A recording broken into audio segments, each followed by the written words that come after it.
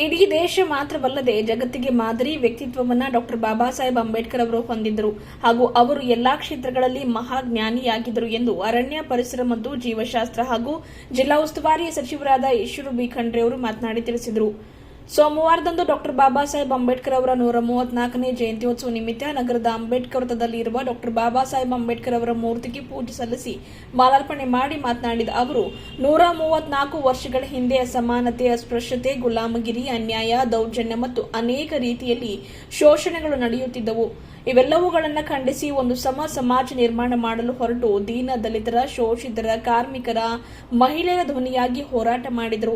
ಶಿಕ್ಷಣ, ಸಂಘಟನೆ ಮತ್ತು ಸಂಘರ್ಷ ಹೋರಾಟದ ಮೂಲಕ ಎಲ್ಲರೂ ತಮ್ಮ ಹಕ್ಕುಗಳನ್ನು ಪಡೆದುಕೊಳ್ಳಬಹುದು ಎಂದು ತೋರಿಸಿಕೊಟ್ಟರು. ಅವರು ಇಡೀ ಜಗತ್ತಿಗೆ ಮಾದರಿಯಾಗುವಂತಹ ಸಂವಿಧಾನವನ್ನು ನಮಗೆ ನೀಡಿದ್ದಾರೆ. ನಮ್ಮ ಸಂವಿಧಾನದ ಆಶಯಗಳ ಮೂಲಕ ಒಂದು ಸದೃಢ ದೇಶದ ನಿರ್ಮಾಣ ಮತ್ತು ಅಭಿವೃದ್ಧಿಗೆ ಸಹಾಯಕವಾಗಿದೆ ಎಂದು ತಿಳಿಸಿದರು. ಹಿಂದುಳಿದ ವರ್ಗಗಳು, ದೀನ ದಲಿತರಿಗೆ ವಿಶೇಷ ಸವಲತ್ತುಗಳನ್ನು ನೀಡುವ ಮತ್ತು ಶೈಕ್ಷಣಿಕ ಕ್ರಾಂತಿಯ ಮೂಲಕ ಅವರನ್ನು ಸಮಾಜದ ಮುಖ್ಯ ವಾಹಿನಿಗೆ ಕರೆತರಲು ಅಡಿಪಾಯ ಹಾಕಿದವರು ಡಾಕ್ಟರ್ ಬಾಬಾ ಸಾಹೇಬ್ ಅಂಬೇಡ್ಕರ್ ಅವರು. ಸಮಾನ ನಾಗರಿಕ ಹಕ್ಕುಗಳು ಮತ್ತು ಕಾನೂನಾತ್ಮಕ ಹೋರಾಟ ಮಾಡಲು ಎಲ್ಲಾ ದುರ್ಬಲ ವರ್ಗದವರಿಗೆ ಅವಕಾಶ ಕಲ್ಪಿಸಿದರು. ಇವರು ಕೇವಲ ದಲಿತ, ಹಿಂದುಳಿದ ವರ್ಗಗಳ ನಾಯಕರು ಮಾತ್ರವಲ್ಲ, ಇವರು ಭವ್ಯ ಭಾರತದ ಪ್ರಜೆಗಳ ನಾಯಕ. ತನ್ನ ಇಡೀ ಜೀವಮಾನವನ್ನ ದೇಶದ ಭವ್ಯ ಭವಿಷ್ಯದ ನಿರ್ಮಾಣಕ್ಕಾಗಿ, ಒಂದು ಸಮಾಜದ ನಿರ್ಮಾಣಕ್ಕಾಗಿ ಮುಡಿಪಾಗಿ ಇಟ್ಟವರು ಎಂದು ತಿಳಿಸಿದರು. ಇದೇ ವೇಳೆ ಪೌರಾಡಳಿತ ಮತ್ತು ಹಜ್ ಖಾತೆ ಸಚಿವರಾದ ರಹೀಂ ಖಾನ್ ಅವರು ಮಾತನಾಡಿ, ಇಂದಿನ ಯುವ ಪೀಳಿಗೆ ಅಂಬೇಡ್ಕರ್ ಅವರ ಆದರ್ಶಗಳು, ವಿಚಾರಧಾರೆಗಳು ಅಳವಡಿಸಿಕೊಳ್ಳಬೇಕು ಎಂದು ಹೇಳಿದರು.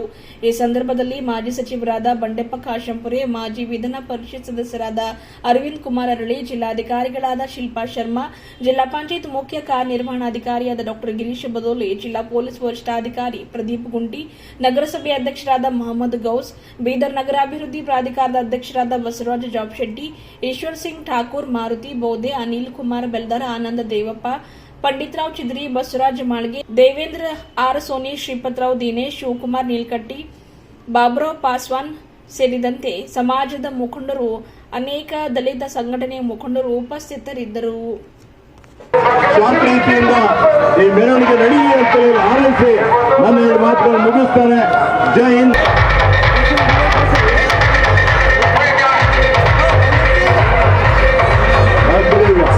ಇವತ್ತು ಯಾವುದೇ ಶಕ್ತಿ ಈ ರಾಜ್ಯದಲ್ಲಿ, ದೇಶದಲ್ಲಿ ಸಂವಿಧಾನಕ್ಕೆ ಅಪಚಾರ ಮಾಡುವಂತೆ ನೀವೆಲ್ಲ ಮೆರವಣಿಗೆಯಲ್ಲಿ ಸುರಕ್ಷಿತವಾಗಿ ಡಾಕ್ಟರ್ ಬಾಬಾ ಸಾಹೇಬ್ ಅಂಬೇಡ್ಕರ್ ಪೊಲೀಸ್ ವರಿಷ್ಠಾಧಿಕಾರಿಗಳು ಡಾಕ್ಟರ್ ಬಾಬಾ ಸಾಹೇಬ್ ಅಂಬೇಡ್ಕರ್ ಅವರಿಗೆ, ಭಾರತೀಯ ಸಂವಿಧಾನಕ್ಕೆ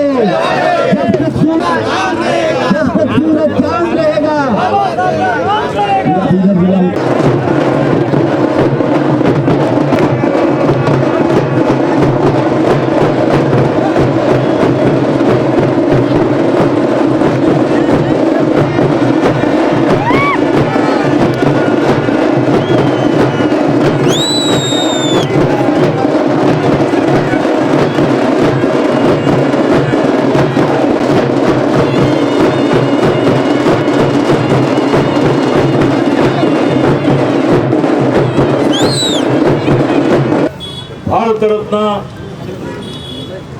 ಮಹಾಮಾನವತಾವಾದಿ, ಸಂವಿಧಾನ ಶಿಲ್ಪಿ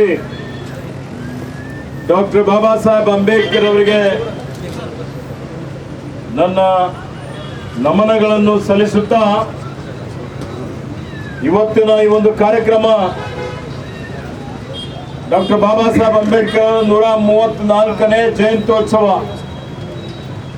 ಈ ಶುಭ ಸಂದರ್ಭದಲ್ಲಿ ನಾನು ನನ್ನ ಪರವಾಗಿ, ನಮ್ಮ ಸರ್ಕಾರದ ಪರವಾಗಿ, ಸಮಸ್ತ ಎಲ್ಲರ ಪರವಾಗಿ ನಾಡಿನ ಜನತೆಗೆ, ತಮ್ಮೆಲ್ಲರಿಗೆ 134ನೇ ಜನ್ಮ ದಿನೋತ್ಸವದ ಹಾರ್ದಿಕ ಶುಭಾಶಯಗಳನ್ನು ಕೋರ್ತಾ ಇದ್ದೇನೆ. ಇವತ್ತು ಮಾನ್ಯ ರಹೀಂ ಖಾನ್ ರವರು ಇದ್ದಾರೆ, ಅರಳಿಯವರು, ಬಂಡೆಪ್ಪ ಕಾಶಂಪುರವರು, ಜಾಬ್ಶೆಟ್ಟಿ ಅವರು, ಇತರ ಎಲ್ಲ ಮುಖಂಡರು, ಜಿಲ್ಲಾಡಳಿತನೂ ಇದೆ. ಪೂಜಾ ಬಂತೇಜ್ ಅವರು ಈಗಾಗಲೇ ಇವತ್ತು ಪೂಜೆಯನ್ನು ಸಲ್ಲಿಸಿದ್ದಾರೆ. ಇಲ್ಲಿ ಅನೇಕ ಸಂಘ ಸಂಸ್ಥೆಗಳ ಮುಖಂಡರೆಲ್ಲರೂ ಸೇರಿದ್ದೀರಿ. ಇವತ್ತು ನಮ್ಮೆಲ್ಲರ ಅಹೋಭಾಗ್ಯ ಅಂತ ಹೇಳ್ಬೋದು. ಈ ದೇಶದಲ್ಲಿ ಡಾಕ್ಟರ್ ಬಾಬಾ ಸಾಹೇಬ್ ಅಂಬೇಡ್ಕರ್ ಅವರ ಜನ್ಮ ತಾಳದ ಇದ್ರೆ ಇವತ್ತೇನೇನು ಅನಾಹುತಗಳಾಗ್ತಾ ಇದ್ದು ಹೇಳಲಿಕ್ಕೆ ಆಗ್ತಾ ಇಲ್ಲ. ಆತ್ಮೀಯ ಬಂಧುಗಳೇ, ಈ 134 ವರ್ಷದ ಕೆಳಗಡೆ ಅವರೇನು ಜನ್ಮ ತಾಳಿದ್ರು ಆ ಸಂದರ್ಭದಲ್ಲಿ ಎಲ್ಲಾ ಕಡೆ ಒಂದು ರೀತಿಯ ಗುಲಾಮಗಿರಿ ಇತ್ತು, ಅಂಧಕಾರ ಇತ್ತು, ಜಾತೀಯತೆ ಇತ್ತು, ಅಸ್ಪೃಶ್ಯತೆ ಇತ್ತು, ಅಸಮಾನತೆ ಇತ್ತು, ಅನ್ಯಾಯ ಇತ್ತು, ದೌರ್ಜನ್ಯ ಇತ್ತು. ಅನೇಕ ರೀತಿಯಲ್ಲಿ ಶೋಷಣೆಗೆ ಒಳಗಾಗಿದ್ದಂತ ಜನ ಇದ್ರು. ಅವೆಲ್ಲ ಜನರ, ದಲಿತರ, ದಮನಿತರ, ಹಿಂದುಳಿದವರ, ಮಹಿಳೆಯರ, ಕಾರ್ಮಿಕರ ಎಲ್ಲ ವರ್ಗದ ಜನರ ಧ್ವನಿಯಾಗಿ ಇವತ್ತು ಸಮಾಜ ನಿರ್ಮಾಣಕ್ಕಾಗಿ ಅವರು ಅಸ್ಪೃಶ್ಯತೆ ವಿರುದ್ಧ ಹೋರಾಟ ಮಾಡ್ತಾರೆ, ಮೌಢ್ಯತೆ ವಿರುದ್ಧ ಹೋರಾಟ ಮಾಡ್ತಾರೆ, ಅಸಮಾನತೆ ವಿರುದ್ಧ ಹೋರಾಟ ಮಾಡ್ತಾರೆ. ಬಾಲ್ಯದಿಂದಲೇ ಇವತ್ತು ಹೋರಾಟ ಮಾಡ್ತಾ ಅದರಲ್ಲಿ ವಿಶೇಷವಾಗಿ ಎಲ್ಲಾ ಕ್ಷೇತ್ರಗಳಲ್ಲಿ ಅವರು ಜ್ಞಾನಿಗಳಾಗಿ ಅವರೇನೊಂದು ಕರೆಯನ್ನು ಕೊಟ್ಟಿದ್ದಾರೆ, ಶಿಕ್ಷಣ, ಸಂಘಟನೆ ಮತ್ತು ಸಂಘರ್ಷ.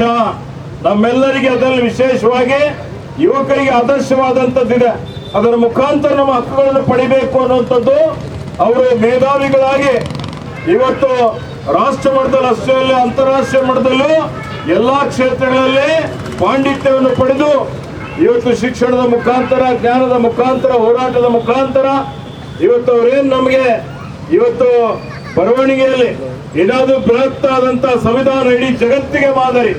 ಆತ್ಮೀಯ ಬಂಧುಗಳೇ, ಸಂವಿಧಾನ ರಚನೆಯ ಒಂದು ಸಮಿತಿಯ ಅಧ್ಯಕ್ಷರಾಗಿ ಇವತ್ತು ಆಳವಾಗಿ ಅಧ್ಯಯನವನ್ನು ಮಾಡಿ ನಮ್ಮ ದೇಶದಲ್ಲಿರುವಂತಹ ಎಲ್ಲಾ ಜಾತಿ, ಎಲ್ಲಾ ಭಾಷೆ, ಎಲ್ಲಾ ಧರ್ಮೀಯ ಜನರಿಗಾಗಿ ಇವತ್ತೇನು ಅವರಿಗೆ ಅವರು ಹೇಳ್ತಾರೆ, ಸಂವಿಧಾನದಲ್ಲಿ ಸಾಮಾಜಿಕ, ಆರ್ಥಿಕ, ಇವತ್ತು ರಾಜಕೀಯ ಒಂದು ಸಾಮಾನ್ಯ ಅವರಿಗೆ ಎಲ್ಲರಿಗೂ ನ್ಯಾಯ ಸಿಗುವಂತಹ ರೀತಿಯಲ್ಲಿ ಈ ದೇಶದಲ್ಲಿರುವಂತಹ ಎಲ್ಲಾ ವ್ಯಕ್ತಿಗಳು ವಿವಿಧತೆಯಲ್ಲಿ ಏಕತೆ ಅನ್ನುವಂಥದ್ದು, ಎಲ್ಲರಿಗೂ ತಮ್ಮ ತಮ್ಮ ಧರ್ಮದ ಆಚರಣೆ ಮಾಡಲಿಕ್ಕೆ, ವಾಸ್ತವ್ಯ ಮಾಡಲಿಕ್ಕೆ, ಅವ್ರ ವ್ಯಾಪಾರ ಮಾಡಲಿಕ್ಕೆ ಪ್ರತಿಯೊಂದಕ್ಕೂ ಸಮಾನವಾದಂತಹ ಒಂದು ಹಕ್ಕನ್ನು ಕೊಟ್ಟು 1926 ಜನವರಿಗೆ ಸಂವಿಧಾನ ಏನೊಂದು ಅನುಷ್ಠಾನ ಆಗ್ತದೆ. ಅವತ್ತು ರಾಜ ಮಹಾರಾಜರುಗಳ ಕಾಲ ಇತ್ತು. ಅವರೆಲ್ಲರೂ ಜನಸಾಮಾನ್ಯರಾಗಿ ಬಾಳ್ಬೇಕು. ಜನಸಾಮಾನ್ಯರು ಇವತ್ತು ಓಟಿನ ಹಕ್ಕು ಪ್ರತಿಯೊಬ್ಬರಿಗೆ ಸಮಾನವಾದಂತ ಕೊಟ್ಟು ಅವ್ರು ರಾಜ ಮಹಾರಾಜರ ತರ ಅವರು ಇರಬೇಕು ಅನ್ನುವಂತ ಒಂದು ನೀತಿಯನ್ನು ಕೊಟ್ಟಂತವ್ರು ಯಾರಾದ್ರೂ ಇದ್ರೆ ಅದು ಡಾಕ್ಟರ್ ಬಾಬಾ ಸಾಹೇಬ್ ಅಂಬೇಡ್ಕರ್ ಬಂಧುಗಳೇ. ಅವ್ರ ಒಂದೊಂದು ವಾಕ್ಯವು ಬಹಳ ಅತ್ಯಂತ ಮಹತ್ವದಾದಂಥದ್ದು ಇದೆ ಅನ್ನುವಂತ ಮಾತನ್ನು ಹೇಳಿಕೆ ಬಯಸ್ತಾ ಇದ್ದೇನೆ. ಇವತ್ತು 75-76 ವರ್ಷಗಳಾಗಿದೆ. ಈ 76 ವರ್ಷಗಳಲ್ಲಿ ನಮ್ಮ ದೇಶ ಬಹಳಷ್ಟು ಅಭಿವೃದ್ಧಿಯನ್ನು ಸಾಧಿಸಿದೆ. ಇವತ್ತು ಏನು ಸಾಮಾಜಿಕ, ಆರ್ಥಿಕ, ಶೈಕ್ಷಣಿಕ, ಔದ್ಯೋಗಿಕ, ಕೃಷಿ, ವಿಜ್ಞಾನ, ತಂತ್ರಜ್ಞಾನ, ಮಾಹಿತಿ ತಂತ್ರಜ್ಞಾನ ಎಲ್ಲಾ ಕ್ಷೇತ್ರಗಳಲ್ಲಿ ಅಭಿವೃದ್ಧಿಯಾಗಿ ಇಡೀ ಜಗತ್ತಿನಲ್ಲಿ ನಾವು ತಲೆ ಎತ್ತಿ ಮೆರೆಯುವಂತ ಮಾಡಿದಂಥದ್ದು. ಇವತ್ತು ನಾವೇನು ದೇಶ ಜಗತ್ತು ನಮ್ಮ ಕಡೆ ನೋಡ್ತಾ ಇದೆ ಅದಕ್ಕೆಲ್ಲ ಭದ್ರವಾದಂತಹ ಬುನಾದಿ ಹಾಕಿದಂಥವರು ಡಾಕ್ಟರ್ ಬಾಬಾ ಸಾಹೇಬ್ ಅಂಬೇಡ್ಕರ್. ಇದಕ್ಕೆ ಆತ್ಮೀಯ ಬಂಧುಗಳೇ, ಆದರೆ ದುರದೃಷ್ಟವಶಾತ್ ಇವತ್ತಿಗೂ ಇನ್ನೂ ಅನೇಕ ಕಡೆ ಬಡತನಕ್ಕಿಂತ ಕೆಳಗಡೆ ಇದ್ದಂತ ಜನ ಇದ್ದಾರೆ. ಜಾತೀಯತೆ ಇದೆ, ಧರ್ಮಾಂಧತೆ ಇದೆ, ಇವತ್ತಿಗೂ ಅಸಮಾನತೆ ಇದೆ. ಅತಿ ಶ್ರೀಮಂತರಾಗ್ತಾ ಇದ್ದಾರೆ, ಬಡವರು ಸಮಸ್ಯೆ ಇದೆ, ರೈತರಿದ್ದಾರೆ, ಕಾರ್ಮಿಕರಿದ್ದಾರೆ, ಶೋಷಿತರಿದ್ದಾರೆ, ದಮನಿತರಿದ್ದಾರೆ, ಮಹಿಳೆಯರಿದ್ದಾರೆ. ಇವೆಲ್ಲರಿಗಾಗಿ ಇನ್ನೂ ಹೆಚ್ಚಿನ ರೀತಿಯಲ್ಲಿ ನಾವೆಲ್ಲರೂ ಇವತ್ತಿಗೂ ನಾವು ನೋಡ್ತಾ ಇದ್ದೇವೆ. ಜಾತಿಗಳಲ್ಲಿ, ಧರ್ಮಗಳಲ್ಲಿ ಒಡೆದಾಡುವ ನೀತಿಯನ್ನು ಅನುಸರಿಸಿ ಸಮಾಜವನ್ನು ಒಡೆಯುವಂತಹ ಕೆಲಸ ಕೆಲವೊಂದು ಇವತ್ತು ಶಕ್ತಿಗಳು ಮಾಡ್ತಾ ಇದ್ದಾರೆ. ನಾವೆಲ್ಲ ಜಾಗೃತರಾಗಿ ಇರಬೇಕಾಗ್ತದೆ, ನಾವೆಲ್ಲರೂ ಎಚ್ಚರಿಕೆಯಿಂದ ಇರಬೇಕಾಗ್ತದೆ. ಸಂವಿಧಾನವನ್ನು ಉಳಿಸುವಂಥದ್ದು, ಪ್ರಜಾಪ್ರಭುತ್ವ ಉಳಿಸುವಂಥದ್ದು, ಅದಕ್ಕೆ ನಾವೆಲ್ಲರೂ ಕಟಿಬದ್ಧರಾಗಬೇಕಾಗಿದೆ. ಅದಕ್ಕೆ ನಮ್ಮ ಸರ್ಕಾರ ಅಧಿಕಾರಕ್ಕೆ ಬಂದ ಮೇಲೆ ಕೊಟ್ಟ ಮಾತಿನಂತೆ ನಡೆದಿದ್ದೇವೆ. ಎಲ್ಲರಿಗೂ ಒಂದು ಶಕ್ತಿ ಕೊಡಬೇಕು ಅಂತ ಗ್ಯಾರಂಟಿಗಳನ್ನು ಅನುಷ್ಠಾನಕ್ಕೆ ತಂದಿದ್ದೇವೆ. ವಿಶೇಷವಾಗಿ ತಮ್ಮೆಲ್ಲರಿಗೆ डॉक्टर बाबा साहब जन्मदिवसದ ಶುಭಾಶಯಗಳು ಹೇಳ್ತೇನೆ. मैं सभी को देश की धड़कन, देश के रियल हीरो डॉक्टर बाबा साहब अम्बेडकर जी का जो आज धूमधाम से जन्मदिवस मनाया जा रहा है, इसके लिए मैं पूरे बिदर की जनता को और पूरे देश की जनता को फिर एक बार बहुत बहुत मुबारकबाद देता हूँ. क्योंकि शाम में स्टेज प्रोग्राम है, वहाँ पे हम बाबा साहब के बारे में डिटेल से बात करेंगे. मेरे पूरे दोस्त, मेरे भाइयों को सभी को शाम में 6 बजे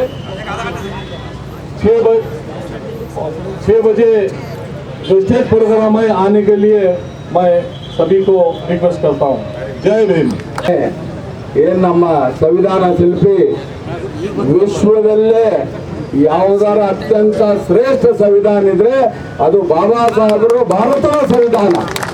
ಹಾಗಾಗಿ ನಾನು ಹೆಚ್ಚಿನ ಸಮಯ ತಗೊಳ್ಳಲ್ಲ. ಎಲ್ಲರಿಗೆ ಬಾಬಾ ಸಾಹೇಬ್ ಅಂಬೇಡ್ಕರ್ ಅವರ ಜಯಂತ್ಯೋತ್ಸವದ ಹಾರ್ದಿಕ ಶುಭಾಶಯ ಕೋರುತ್ತೇನೆ. ನಮಸ್ಕಾರ. 134ನೇ ಜಯಂತ್ಯೋತ್ಸವದ ಶುಭಾಶಯಗಳು. ಈಗಾಗಲೇ ಮಿನಿಸ್ಟರ್ ಸರ್ ಮತ್ತು ಎಲ್ಲರೂ ಹೇಳಿದಂಗೆ ನಮ್ಮ ದೇಶದ ಸಂವಿಧಾನ ಅವರ ಕೊಡುಗೆ ಇದೆ ಮತ್ತು ನಮ್ಮ ದೇಶದ ಸಂವಿಧಾನ ಇಡೀ ಜಗತ್ತಿನಲ್ಲಿ ಇನ್ನೂ ಲಿವಿಂಗ್ ಇದೆ. ಅದು ದೊಡ್ಡದು ಮಾತು. ಕೆಲವೊಂದು ದೇಶಗಳಲ್ಲಿ ಅವರ ಸಂವಿಧಾನ ಏನು ಮಾಡಿದರೆ ಅವರು ಇಂಡಿಪೆಂಡೆನ್ಸ್ ಆದಾಗ ಅದು ಡೆಡ್ ಆಗಿಬಿಟ್ಟಿದೆ. ಬಟ್ ನಮ್ಮ ಕಾನ್ಸ್ಟಿಟ್ಯೂಷನ್ ಲಿವಿಂಗ್ ಕಾನ್ಸ್ಟಿಟ್ಯೂಷನ್ ಇದೆ. ಅದರಲ್ಲಿ ಯಾವಾಗಲೂ ಏನು ಒಂದು ಅಮೆಂಡ್ಮೆಂಟ್ ಬೇಕಿದ್ರೆ ಇನ್ನೂವರೆಗೂ ನಾವು ಮಾಡಿರ್ತೀವಿ. ಸೊ ಅವರು ಕಾರ್ಮಿಕ ಕಮ್ಯುನಿಟಿಗೆ ಆಗಲಿ ಅಥವಾ ಎಲ್ಲ ಕಮ್ಯುನಿಟಿಗೆ ಆಗಲಿ ಅವರು ತುಂಬ ನಮ್ಮ ದೇಶಕ್ಕೆ ಕೊಡುಗೆ ಕೊಟ್ಟಿದ್ದಾರೆ. ಅಷ್ಟೇ ಹೇಳಿ ನಾನು ನುಡಿಗೆ ವಿರಾಮ ನೀಡುತ್ತೇನೆ. ಅಂಬೇಡ್ಕರ್ ಸಾಹೇಬರ ಜಯಂತ್ಯೋತ್ಸವ ಶುಭಾಶಯಗಳು ತಿಳಿಸ್ತಾ ಇದ್ದೇನೆ ಎಲ್ಲರಿಗೂ. ಅವರ ಜೀವಿತಾಶಯ ಪ್ಲಸ್ ಅವರ ಚಿಂತನೆಗಳ ಪ್ರಕಾರ ಜೀವಿಸೋಣ. Thank you.